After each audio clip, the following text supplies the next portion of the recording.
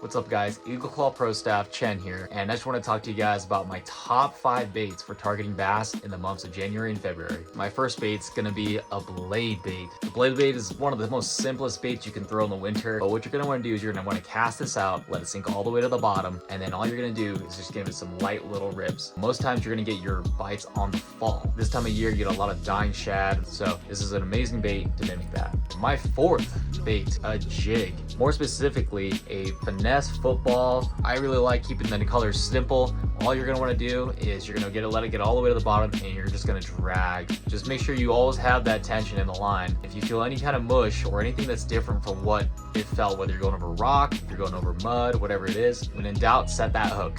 Then my next bait is going to be a jerk bait.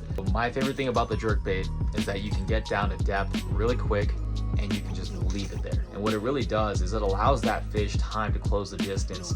That darting action definitely draws them in. It definitely generates that feed response in a fish. That is such a key bait this time of year.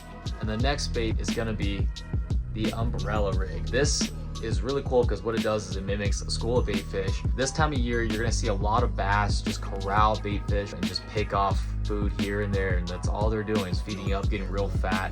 One of the easiest things to use in the winter, you're just gonna cast it out and you're just gonna slow retrieve. You do get a lot of bites that way. What you can do is you can add some speed changes, speed it up, slow it down, and it has a ton of drawing power this time of year. Done really well with the A-rig.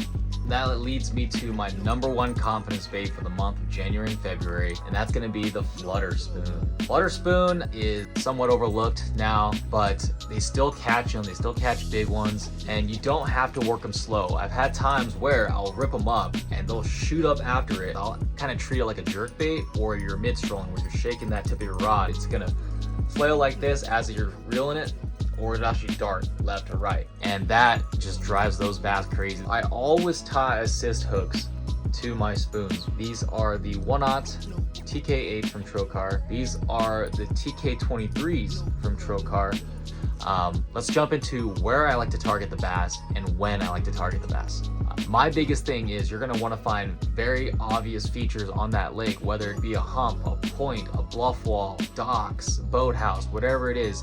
And then #2, to add to that, you're gonna wanna find those features with deep water access nearby. Those are gonna be key areas for these fish that come up to feed. All right, and then lastly, you're gonna wanna target them at the earliest hours at the lowest lights. That low light just gives them that little bit more of an advantage when they're trying to hunt. If you can, get out there before that sun gets up, I promise you, it'll be worth it. So get out there, catch some fish, stay warm.